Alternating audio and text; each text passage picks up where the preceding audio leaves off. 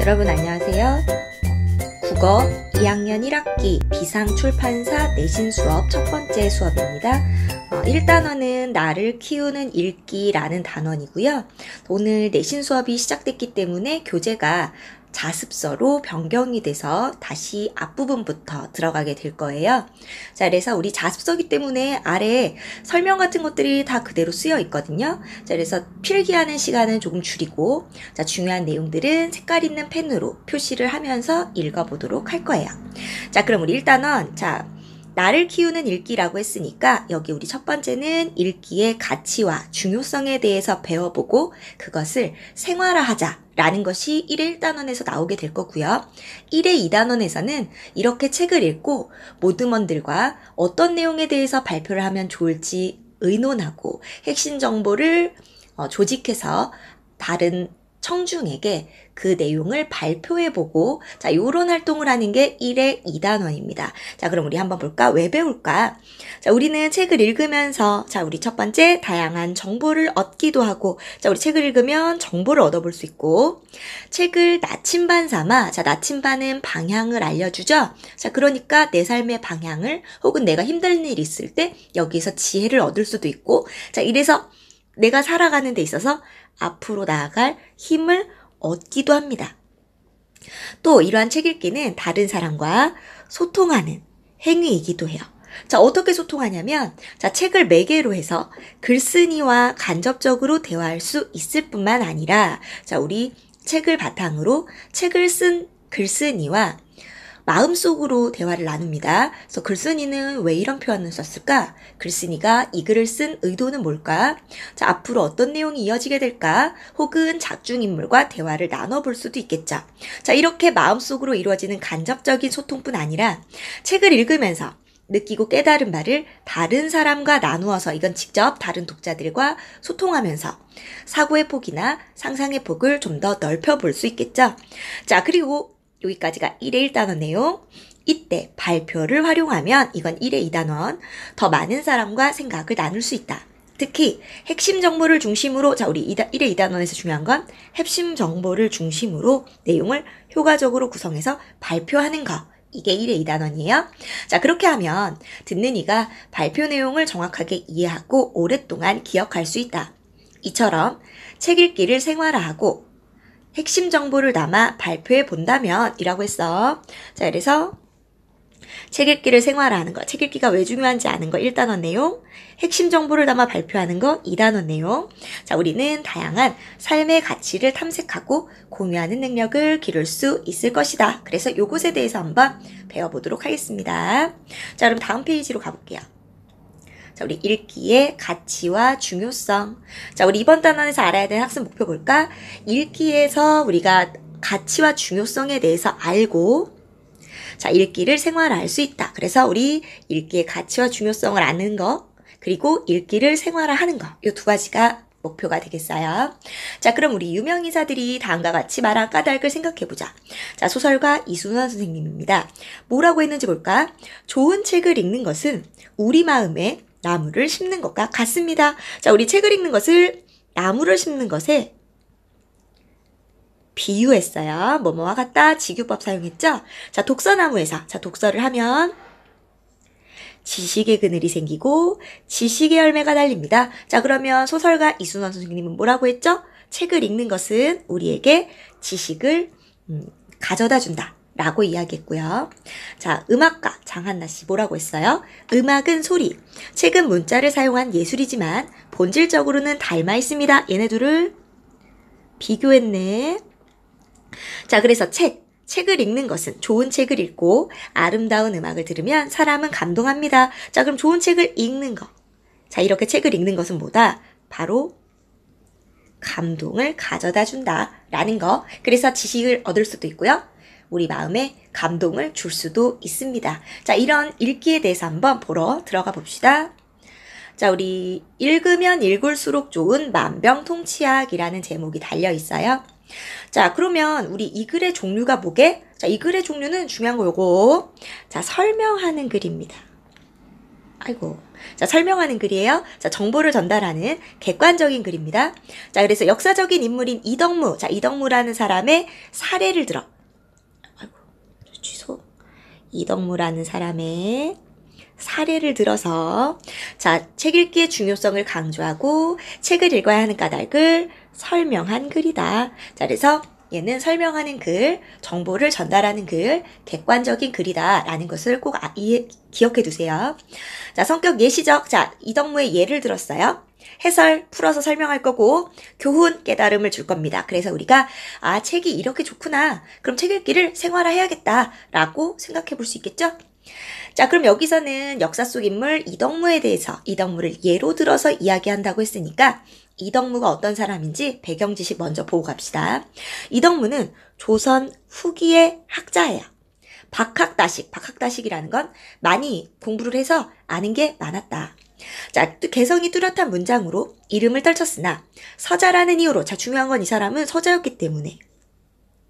자, 조선시대는 신분제 사회죠. 자, 적자와 서자를 차별했기 때문에 자, 이덕무는 서자였고 그래서 아주 똑똑하지만 크게 등용되지는 못합니다.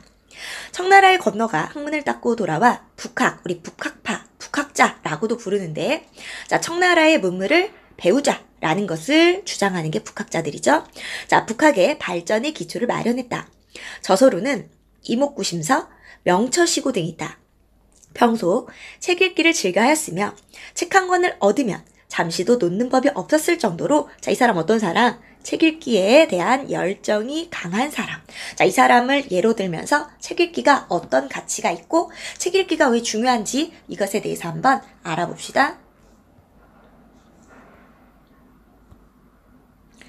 시작부터 볼까요? 자, 읽으면 읽을수록 좀 만병통치약. 자, 만병통치약 단어뜻 꼭 알아두세요. 자, 만병통치약 단어뜻 어디 있니? 교재 맨 밑에 보면 어휘업 하고 나와 있죠? 자, 여기 나와 있는 단어들은 기본적으로 알고 있어야 됩니다. 자, 만병통치약 무슨 뜻이야? 여러 가지 경우에 두루 효력을 나타내는 어떤 대책을 비유적으로 이르는 말. 그러면 만병통치약이 무엇을 나타내겠니? 여기서 만병통치약이란 바로 읽기의 가치.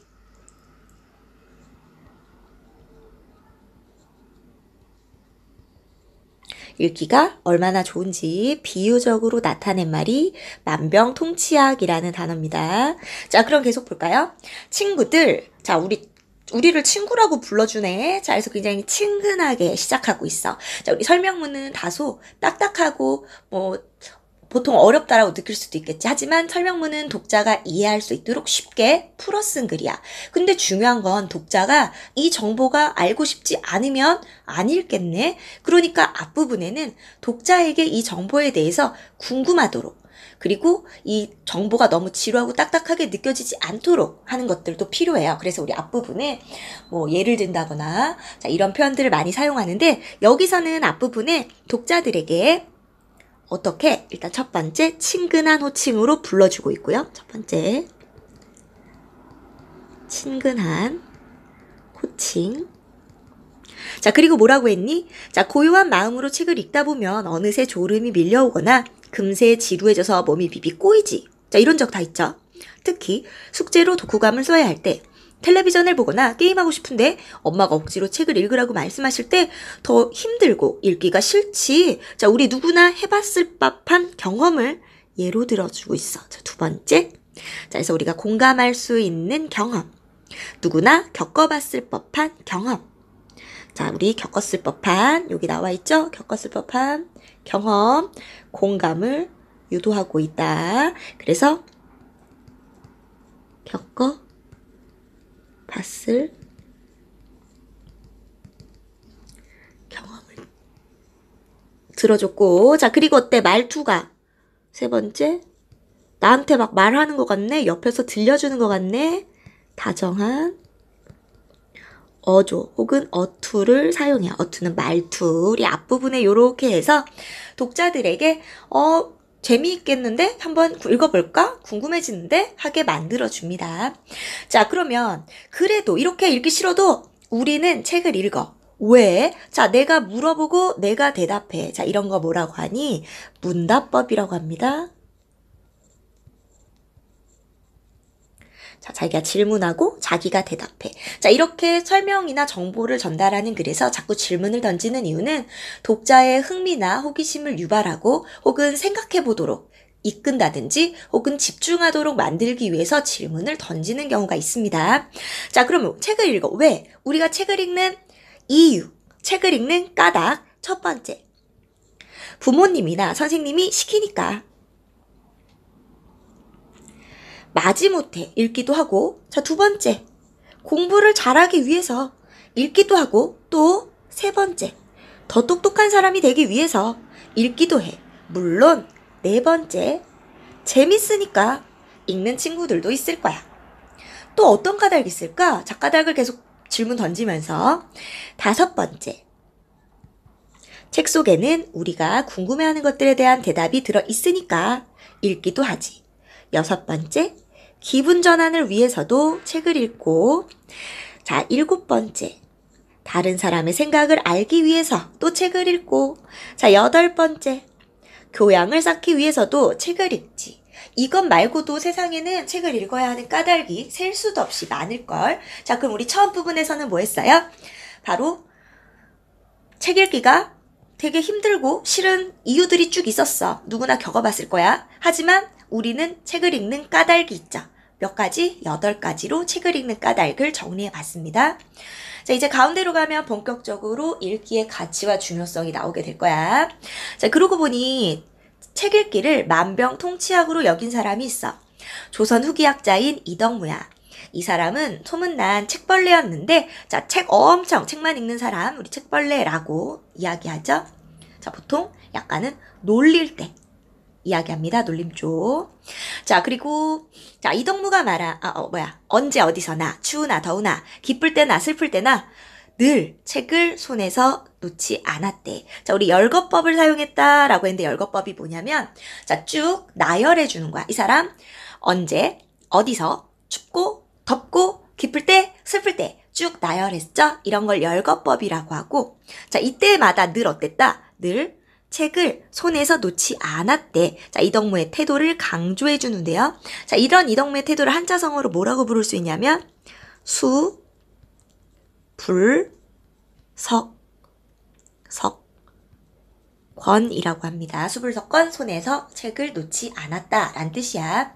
자, 그러면 이덕무가 말한 책 읽기의 유익함이 무엇인지 들어볼까? 자, 그럼 이제 뭐 나올 거야? 이덕무가 말하는 책 읽기의 유익함이 이어지게 될 겁니다. 여기 나오는 내용은 책 읽기의 유익함이 되겠죠? 약간 배가 고플 때 책을 읽으면 그 소리가 훨씬 낭랑해져. 자, 낭랑하다. 자, 어떻다? 맑고, 소리가 맑고 또랑또랑해져서 글에 담긴 이치를 맛보느라 배고픈 줄도 모르게 되니 이것이 첫 번째 유익함이요. 조금 추울 때 책을 읽으면 그 기운이 그 소리를 따라 몸속에 스며들면서 온몸이 활짝 펴져 추위를 잊게 되니 이것이 두 번째 유익함이요. 근심과 번뇌가 있을 때, 자, 번뇌. 자, 마음이 시달려서 괴롭다. 자, 괴롭다. 마음이 시달려서 괴롭다. 괴로움을 번뇌라고 하고요. 자, 책을 읽으면 내 눈은 글자에 빠져들고 내 마음은 이치에 잠기게 되어 천만가지 온갖 상념이 일시에 사라지니. 자, 상념은 뭐라고? 자, 여러 가지 생각들이 일시에 사라지니 이것이 세 번째 유익함이요. 기침을 할 때 책을 읽으면 기운이 통창해져. 자, 통창하다.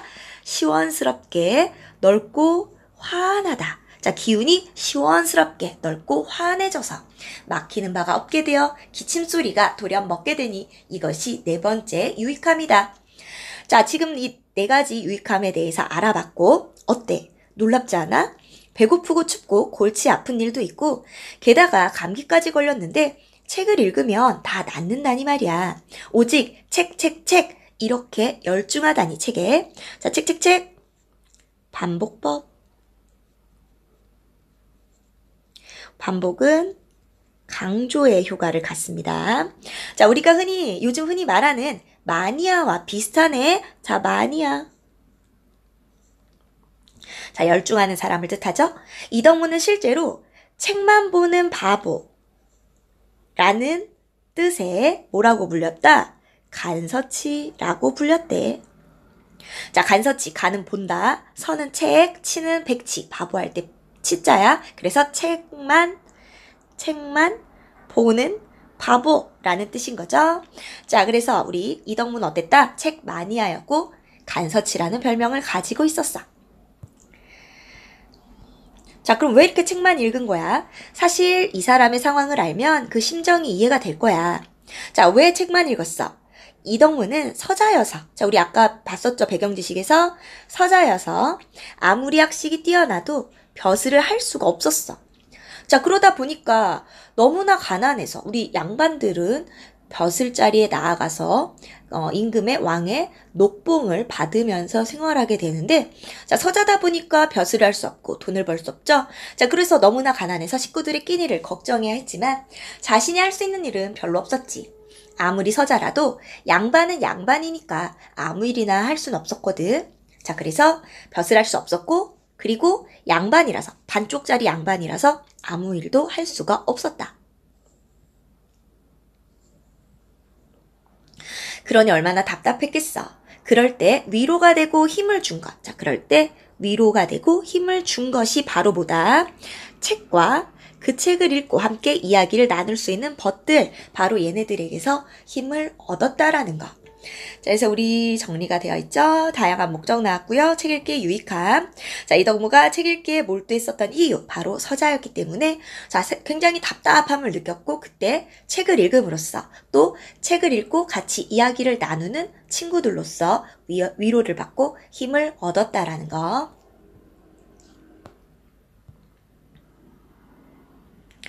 자, 그래서 다시 이덕무가 이야기합니다. 자, 지극히 슬픈 일이 닥치면 온 사방을 둘러보아도 막막하기만 해서 그저 한 뼘 땅이라도 있으면 뚫고 들어가 나오고 싶은 생각이 없어진다. 하지만 나는 다행히도 두 눈이 있어 글자를 배울 수 있었다. 그래서 나는 지극히 슬프더라도 한 권의 책을 들고 내 슬픈 마음을 위로하며 조용히 책을 읽는다. 그러다 보면 절망스러운 마음이 조금씩 안정된다. 내가 온갖 색깔을 볼 수 있는 눈을 가졌다 해도 만일 서책을 읽지 못하는 까막눈이라면 장차 무슨 수로 내 마음을 다스릴 수 있을 것인가? 자, 그러면 이덕무는 뭐 했다? 자, 굉장히 슬프고 힘들 때, 막막할 때 책 읽기를 통해서 마음의 위로를 받았다라는 얘기. 친구들은 아주 많이 슬프거나 화가 날 때, 혹은 걱정이 있을 때 어떻게 해? 어떤 영화의 주인공은 그럴 때 달리기를 하더라고. 심장이 터질 때까지 달리기를 하다 보면 어느새 마음이 가라앉는다는 거야. 또 어떤 사람은 그럴 때 노래를 부르기도 하더군. 큰 소리로 노래를 부르다 보면 어느 틈엔가 거북하고 불편했던 마음이 조금씩 평온해지는 걸 느낀대. 이덕무는 달리기나 노래하는 대신에 책을 읽었던 거야. 우리도 평소에 좋아하는 책을 한두 권쯤 정해보는 건 어떨까? 아주 재미있거나 감동적인 책으로 말이야. 그래서 아주 많이 슬프거나 화가 나거나 외로울 때 조금씩 읽어보는 거야. 자, 그럼 이 사람 뭐 하고 있니? 평소에 좋아하는 책 한두 권쯤 정해보는 건 어떨까? 자, 책을 정해두라고 권유하고 있죠. 왜? 자, 이걸 정해놓고 아주 많이 슬프거나 화가 나거나 외로울 때 읽어보라고. 바로 이럴 때 책을 통해서 마음의 위로를 한번 받아보라고. 자, 그러면 왜 그랬어? 자, 재미있는 책을 읽을 때는, 자, 이렇게 읽어보자고 한 이유. 아이고, 읽어보자고 한 이유가 나왔죠? 자, 재미있는 책을 읽을 때는, 자, 뭐기 때문에? 시간 가는 줄 모르고, 걱정이나 근심도 있고 그 책에 푹 빠지잖아. 그러다 보면 정말 마음이 고요해지면서 다시 씩씩하게 생활할 수 있는 용기가 생겨날지도 모르니까. 그리고 또 혹시 알아? 글을 읽던 중 갑자기 그 근심거리를 해결할 수 있는 좋은 생각이 떠오를지. 자, 바로 이런 이유들로 자, 책을 한 권 정해두고 힘들 때마다 읽어보라고 권하고 있죠. 그리고 꼭 그 순간에 책을 읽지 않더라도 예전에 읽었던 책이 도움이 될 때도 있어. 책을 소리내어 읽으면 그 소리를 내 몸이 기억한다고 했지? 속으로 읽거나 마음의 눈으로 읽은 것도 마찬가지야. 내 몸속 어딘가에 저장 혹은 기억되어 있다가 어느 날 문득 떠오르면서 우리를 흥분시킬 수도 있고 삶을 잘 살아갈 수 있는 용기와 힘을 주기도 하는 거지. 그러니까 꼭 힘들 때 읽을 필요는 없어. 그 전에 미리 읽어놨던 것들이 내가 힘들 때 도움이 될 수 있다는 거. 이덕무는 마음이 불편할 때뿐만 아니라 몸이 아플 때도 글을 읽으면 도움이 된다고 했잖아. 특히 감기에 걸려서 기침을 할 때 소리를 내서 글을 읽다 보면 몸속의 기운이 잘 흐르게 되어서 기침이 멎게 된다는 거야. 친구들도 감기에 걸렸을 때 이 방법을 한번 활용해봐. 정말 기침이 멎는지. 자, 그래서 아플 때도 한번 책을 읽어봐라 라고 권하고 있습니다. 자, 이제 끝부분이네요. 자, 이렇게 보니까 글을 읽는 것은 정말 만병통치약인 것 같아. 자, 글 속에 담긴 뜻을 이해하면서 지혜로워지고 몰랐던 것을 알게 되면서 지식을 쌓는 건 말할 것도 없고 배고픔이나 추위도 잊을 수 있고 걱정이나 근심을 해결하며 몸의 병도 낫게 한다니. 자, 이유가 나왔지? 바로 만병통치약이라고 부른 이유. 이보다 더 좋은 만병통치약이 어디 있겠어? 그런데 만약 배고프거나 배부르지 않고 춥거나 덥지도 않고 몸과 마음이 다 편안하다면 어떻게 하냐고? 어떻게 하긴 뭘 어떻게 해. 그럴 때야말로 책 읽기에 덥시 좋을 때니까 얼른 책을 들고 독서 산매에 빠져야지. 자, 독서 산매 하자고 권유하면서 마무리 지었네. 독서 산매는 무슨 뜻? 자, 볼까요? 다른 생각은 전혀 아니하고 오직 책 읽기에만 골몰하는 경지. 그러니까 뭔가 마음이 다 편안하다면 뭐 하자? 자, 책 읽기에만 골몰해보자. 자, 책을 읽자고 당부하면서 마무리를 지었습니다. 자, 우리 이 글은 설명하는 글. 자, 설명하는 글의 주제는 가운데 부분에 중심 정보 안에 있습니다. 자, 가운데 무슨 얘기가 나왔지? 이덕무의 예를 들어서 읽기의 가치와 중요성에 대해서 설명했죠. 자, 그리고 끝부분은 책 읽기를 생활화하자고 당부를 했어요. 자, 그래서 이 글의 주제는 읽기의 가치와 중요성이라는 거. 자, 그래서 우리 궁극적으로 말하고자 하는 바, 그러니까 우리 삶에서 매우 중요한 읽기를 생활화하자라고 당부하면서 마무리를 지었습니다. 자, 그럼 뒷장 가볼까요? 자, 이 글의 내용을 정리하면서 라고 했는데요. 우리 다 글 안에서 내용을 정리해 봤기 때문에 여기 내용은 넘어가도록 할게요. 자신의 경험을 떠올리는 활동이 나오고 있고요. 자, 그럼 이번에는 보잘것없어 보이는 나무들에서 얻은 글쓴이의 생각을 담은 수필 한 편 보겠습니다. 수필. 자, 이거 수필이라고 했으니까 수필은 자신의 경험 안에서 받은 감동이나 깨달음을 진솔하게 표현한 글을 우리 수필이라고 합니다. 자, 수필은 누구나 쓸 수 있고요. 형식은 자유롭고 소재도 내 주변에 무엇이든 내가 감동과 깨달음을 받은 경험이라면 무엇이든 소재가 될 수 있어. 이 안에는 글쓴이의 개성이나 가치관이 잘 드러나기 때문에 우리는 수필을 읽으면서 이 사람이 어떤 경험을 했고 거기서 무엇을 느꼈는지 글 안에서 글쓴이는 어떤 개성을 지니고 있는지 요거까지 찾아보시면 되겠습니다. 그래서 갈래 가시면 현대수필, 경수필, 가벼울 경자예요. 가벼운 수필. 자, 무거울 중자를 쓰는 중수필도 있는데 중수필은 어떤 사회 문제나 이런 것들을 다루는 수필을 중수필이라고 합니다. 자, 그러면 주제 볼까? 세상에 소중하지 않은 삶은 없다는 깨달음이 나오고 있어요. 이제 화면으로 해볼까요? 자, 세상에 소중하지 않은 것은 없다는 깨달음을 이야기했는데요. 자, 경험에서 실마리를 이끌어냈고 다양한 예를 들면서 설명해 볼 겁니다. 주제를 전달해 볼 거예요.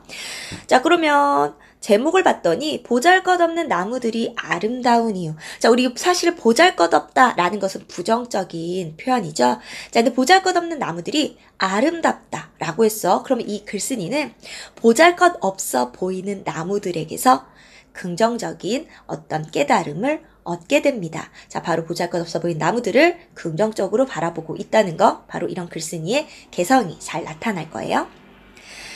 자, 그럼 처음 부분부터 볼게요. 가끔씩 까닭없이 우울해질 때가 있다.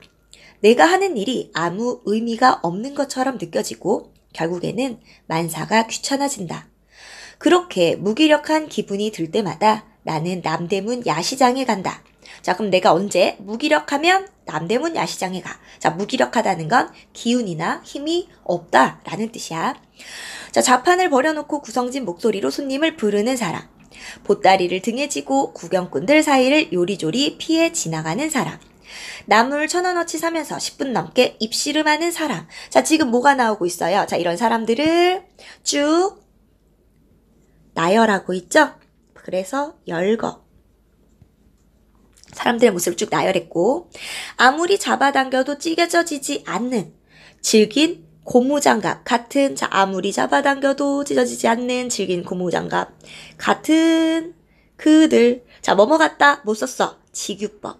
자, 남대문 야시장 사람들의 모습을 고무장갑에다가 빗대어서 표현하고 있죠. 자, 보고 있노라면 나도 모르게 막 신이 난다. 그리고 물고기처럼 파닥파닥 살아 숨쉬는 그들. 자, 물고기처럼 역시 직유법. 자, 살아 숨쉬는 바로 야시장의 사람들. 자, 그들에게서 살아갈 힘을 얻는다. 마치 갈증나는 한여름에 시원한 음료를 들이켠 기분이라고나 할까. 자, 그러면 나는 삶의 갈증을 이 사람들을 보면서 해소했죠. 자, 그래서 나 이거 진짜로 갈증 해소했던 경험 있어. 그 경험으로 자연스럽게 이어집니다. 삶의 갈증을 풀고 시장을 나서는 순간 문득 나 이렇게 갈증 해소했던 적이 있었는데 자, 머릿속을 스치는 나무 하나가 있어요. 제주도 한라산에서 주로 자라는 시로미라는 작은 야생나무다. 자, 시로미를 먼저 이야기 시작합니다. 얼마 전 한라산에 오른 적이 있다. 훼손되지 않은 자연 상태의 나무들을 보고 싶어 일부러 사람들이 잘 다니지 않는 길을 택했다. 거기서 발견한 것이 시로미다. 해발 1,500m 이상의 고지대에서만 자라는 시로미는 주로 제주도 고산 지역에서 발견되는 희귀한 나무다.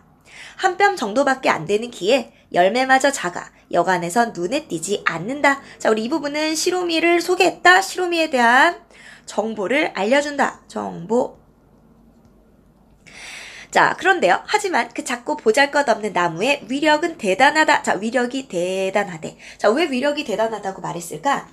시로미를 처음 발견했을 때 마침 무척 목이 말랐다. 물통에 물도 다 떨어지고 입안이 바짝 마르던 차에 나는 시로미의 검붉은 열매를 한 움큼 따서 입안에 털어넣었다.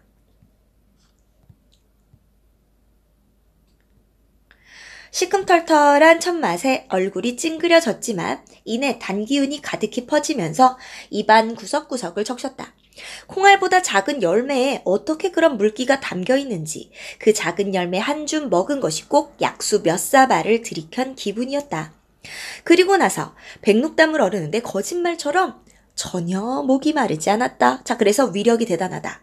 라는 거, 바로 갈증이 완전히 해소됐다는 거. 건조하고 메마른 한라산 고지대에서 시로미는 어떻게 그런 실한 열매를 맺을 수 있었을까? 시로미처럼 보잘것없어 보이지만 제 존재 가치를 분명히 지니는 나무는 생각 외로 우리 주변에 많다. 자, 그럼 이제부터는 뭐에 대해서? 자, 보잘것없어 보이지만 제 존재 가치를 분명히 지니는 나무. 자, 요것에 대해서 이야기를 해보겠다는 거. 자, 공원이나 건물가에서 흔히 볼 수 있는 키 작은 관목들만 봐도 그렇다. 자, 관목. 두 번째 예를 들고 있어요. 숲이 생길 때 가장 중심부에서 그 틀을 잡아주는 관목들은 자, 관목이 하는 역할 알아둡니다. 자, 숲이 생길 때는요. 자, 중심부에서 그 틀을 잡아주는 역할을 할 거야. 자, 그랬다가 어느 정도 숲이 완성되면 키 큰 나무들에게 자리를 내주고 자, 그랬고 어느 정도 숲이 완성되면 키 큰 나무들에게 자리를 내주고 숲의 주변부로 밀려갑니다. 왜? 키가 큰 교목들 틈에선 살아날 수가 없기 때문이다.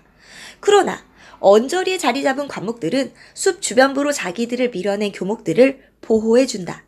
이 볼품없는 관목들이 자연재해에 맞서며 숲 전체를 지켜나가는 것이다. 자, 얘네들이 하는 역할이 또 나오고 있죠. 이 덕분에 숲은 보다 다양한 종이 어우러져 건강한 모습을 이루어 나간다. 어디 그뿐인가? 불모지가 된 땅을, 자, 불모지라는 것은 자, 식물이 자라기 어려운 메마른 땅. 자, 이것을 다시 푸르게 만드는 거. 우리 푸르게 만든다? 녹화한다 라고 합니다. 자, 푸르게 만드는 건 역시 보잘것없는 작은 나무와 풀들이다. 아무런 생명도 없던 메마른 땅에 평상시에 외면만 당하던 풀들이 들어와 개척자 역할을 한다. 이들은 자, 불모지에 가장 먼저 들어와 집안을 안정시키고 다른 나무들이 살아갈 윤택한 토양을 만들어낸다. 흔히 잡풀 취급을 하는 쑥이나 억새, 고사리가 자 예를 들었죠? 예시. 바로 이런 개척식물들이다. 개척식물. 산불로 폐허가 된 땅의 첫 방문자 역시 마찬가지다. 길이도 짧고 몸통도 얇아 기껏해야 울타리나 빗자루 정도로밖에 사용되지 못하는 쌀이나무는 불난자리를 녹화 푸르게 만드는 주역이다. 자, 그럼 쌀이나무는 무슨 역할 한다? 불난자리를 녹화하는 역할. 사람들에게 많이 알려져 있지만 그렇다고 결코 대접받는 축에 끼지 못하는 고사리 역시 자 고사리 쌀이나무와 비슷하다. 거친 들에서 흔히 볼 수 있는 고사리는 타고난 그 씩씩함으로 잿더미 속에서 그러니까 불이 난 자리에 가장 먼저 자리를 잡고 싹을 틔운다. 바로 녹화한다. 푸르게 만든다 라는 거. 초석을 다진 후, 초석은 기초. 자, 기초를 다진 후 다른 나무들이 하나둘 자리를 잡으면 관목들이 그랬듯 이들도 조용히 자기 자리를 내준다. 이 덕분에 예전에 그 불모지는 언제 그랬냐는 듯 짙은 녹색 숲으로 복구된다. 자, 그래서 자, 기초를 다지고 나서 다른 나무들이 자리를 잡으면 자리를 비켜줍니다. 그러나 안타깝게도 숲의 사회에서 그들에게 돌아오는 것은 많지 않다. 누군가 그 역할을 알아주는 것도 아니다. 그럼에도 그들은 나무 세계에서 맡은 바 임무를 다 해낸다. 그저 묵묵하게 알아주는 사람 없어도 자기 역할을 해. 하지만 그들은 알고 있다. 자신들이 비록 보잘것없지만 나무 세계에서는 없어서는 안 될 중요한 존재라는 것을. 사실을 그런 그들을 통해 나는 이 세상에 얘를 통해서 깨달음을 얻었어. 뭐라고? 그들을 통해 나는 이 세상에 소중하지 않은 삶은 없다는 진리를 깨닫고 난다. 자, 깨달음으로 바뀌었죠? 그래서일까? 나는 하늘 높이 위로만 자라면서 어떻게든 햇볕을 많이 받으려고 혈안이 된, 자, 눈이 빨개진, 요거 혈안됐다고 하지? 자, 광분한 거대한 교목들보다 보잘것없는 나무들이 훨씬 더 값지고 아름답게 느껴진다. 자, 거대한 교목들과 보잘것없는 나무들 대조를 이루고 있는데, 자, 거대한 교목들, 자기가 햇빛 더 받겠다고 혈안이 됐어. 약간 이기적인 모습이라면, 자, 이 보잘것없는 나무들은 아무도 알아주지 않아도 뭐해요? 자기의 맡은 바 역할을 묵묵히 다 해내는 사람들이죠. 자, 못생긴 나무가 산을 지킨다 라는 말은 자, 인용하고 있고요. 비단 나무 사회에서만 통용되는 말은 아닐 것이다. 자, 그러니까 나무 사회에서만 맞는 나무 사회에서만 사용되는 말은 아닐 거야. 자, 왜 못생긴 나무가 산을 지킨다는 말이 나왔을까? 바로 잘난 나무들은 잘려져 나가서 집을 지을 때 대들보나 기둥으로 사용되고 못생긴 나무는 자, 잘려 나가지 않기 때문에 얘네들이 숲을 지켜나가는 거야. 자, 그래서 못생긴 나무라도 다 자기 역할이 있다라는 거. 어떤 나무든 각자 맡은 바 역할이 있고 그 임무를 하는 것이 중요하다는 사실을 이야기하고 있죠. 자, 그래서 세상 모든 것은 저마다 가치를 지니고 있다. 자, 그러니까 세상 모든 것은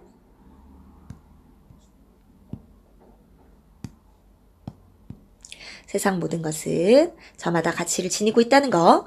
자, 하루살이 같은 삶. 내일이 보이지 않는 삶이라 하더라도 분명 살아가는 이유가 있고 가치가 있는 것이다. 그러므로 자, 뭐예요? 그 가치를 알고 묵묵히 제 역할을 해낼 때 결국 그것이 자기를 지키고 세상을 지키는 길이 된다. 자, 요것을 깨달았죠. 그 사실을 분명히 알고 있는 나무들은 자기 자리에서 행복을 찾는 방법을 너무도 잘 알고 있다.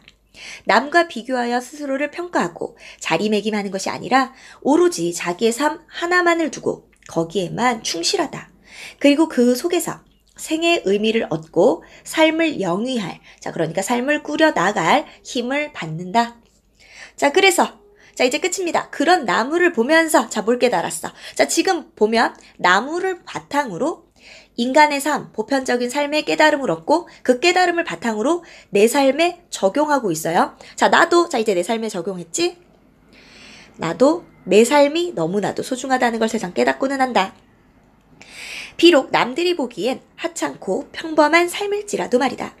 앞으로도 나는 그 누구의 삶도 시샘하지 않으며 남들이 내 삶을 어떻게 생각하든 관여치 않으련다. 내가 스스로 가치 있다고 여기면 그것으로 족하지 않은가. 내 삶의 점수를 매길 수 있는 사람은 나뿐이라는 것을 늘 기억하며 살아갈 것이다. 자, 그래서 이 사람은 나무, 맨 처음부터 시작하면 뭐니? 삶이 무기력하고 삶의 갈증을 느꼈을 때 남대문 야시장에서 생명력 넘치는 사람들을 보고 삶의 갈증을 풀었어. 그러고 보니까 내가 얼마 전에 제주도에서 진짜 갈등을 해소했던 경험이 있어. 그래서 시로미를 떠올렸죠. 자, 시로미처럼 보잘것없는 나무들이 있지만 얘네들이 다 각자 뭔가 알아주길 바라지 않고 자기 맡은 바 임무를 다 해낸다는 것을 알게 됐어. 그래서 일반적인 인간의 삶에서의 깨달음, 누구나 가치가 있다는 거, 누구의 삶이든 가치가 있다는 거. 그러니까 남들과 비교할 필요가 없고 자기 맡은 바 역할을 묵묵히 다 해내면 그것으로 된다는 거. 그래서 이것을 다시 나의 삶으로 가지고 와서 내 삶이 소중하니까 다른 사람과 비교하지 않고 내가 할 수 있는 일들, 내 가치를 깨닫고 내 스스로 내 가치를 즐기면서 살아가겠다라는 거. 자, 그래서 내 삶을 가치 있게 여기며 살아가겠다고 다짐하면서 마무리를 지었습니다. 그 외에도 자연물에게서 얻은 깨달음을 다룬 작품들이 있죠. 자, 동해바다에서, 동해바다를 보면서 자신이 남에게는 엄격하고 내게는 너그러웠던 것을 반성하고 이제는 뭐 할 거야? 나는 좀 더 나 스스로에게는 좀 엄격하고 남들에게는 관대한 관용의 마음을 지닌 그런 사람이 되겠다는 어떤 그런 성찰의 시가 나오고 있습니다. 한번 읽어보시고요. 자, 그러면 우리 정리 한번 해볼까요? 자, 다음 식물들의 특징, 시로미, 쌀이나무 같은 관목들은 숲이 생길 때 중심부에서 틀을 잡아주다가 어느 정도 숲이 완성되면 키 큰 나무들에게 자리를 내줍니다. 숲 주변부에서 자연재해에 맞서며 숲 전체를 지켜나가죠. 쑥, 억새, 고사리 같은 풀모지에 가장 먼저 들어와 집안을 안정시키고 다른 나무들이 살아갈 윤택한 토양을 만들어냅니다. 고사리는 쌀이나무와 같이 불났던 곳을 녹화, 푸르게 만드는 역할을 하고요. 초석을 다지고 나면 다른 나무들에게 자리를 내줍니다. 자, 그래서 얘네들의 공통점은 바로 뭡니까? 자, 화려하지 않지만 아무도 눈여겨보지 않는 자리에서 묵묵히 자신의 역할을 수행한다. 자신을 내세우지 않고 숲을 지켜나간다. 자, 이 글을 읽고 알게 된 점들, 우리 몰랐던 정보를 알 수도 있고요. 혹은 삶에 대해서 깨닫거나 느껴볼 수도 있겠죠. 자, 그래서 우리 친구 2명이 읽기의 가치. 자, 우리 책을 읽고 이런 가치들을 느낄 수 있어. 내가 쉬는 시간이 남았을 때 책을 읽으면서 즐거운 여가를 보냈어. 이거 읽기의 가치죠? 또 책을 읽으면서 뒤에 이어질 내용이나 인물의 마음 상태, 자, 이런 것들을 상상해봤더니 너무 재밌었어. 자, 디귿, 다양한 지식과 정보, 몰랐던 것을 알 수도 있고 혹은 내 삶의 의미를 새로 발견할 수도 있어. 자, 그래서 이 친구, 세민이란 친구를 봤더니 나는 나무에 관심이 많아서 이 책을 읽었어. 이 책은 내가 잘 몰랐던 나무들의 역할을 설명하고 있어. 자, 그래서 내가 잘 몰랐던 나무들의 역할을 설명해줘서 자, 뭐 했니 얘는? 다양한 지식과 정보를 얻었다라는 거죠. 자, 민재는 뭐라고 했어? 나는 잘하는 게 없어. 그런 내가 쓸모없다고만 생각했지. 그래서인지 세상 모든 것은 저마다 가치를 지니고 있다라는 부분에서 마음이 뭉클하더라고. 이제 나를 가치 있는 존재로 여기며 뭐든지 열심히 할 거야. 자, 감동을 받았고 자신의 삶에 대해서 다시 한 번 더 생각하게 됐어요. 그래서 얘는 리을, 삶의 의미를 새롭게 발견하게 해줬다는 거. 자, 그래서 우리 책 읽기의 가치와 중요성을 드러내는 표현을 생각해 볼 수 있겠고요. 자, 그러면 우리 1회 1단원 내용이 마무리가 됐습니다. 자, 우리 앞에서부터 문제 풀어주시고요. 우리 소단어까지 푸시면 되겠어요. 그러면 수고 많으셨고요. 자, 여기까지 하겠습니다.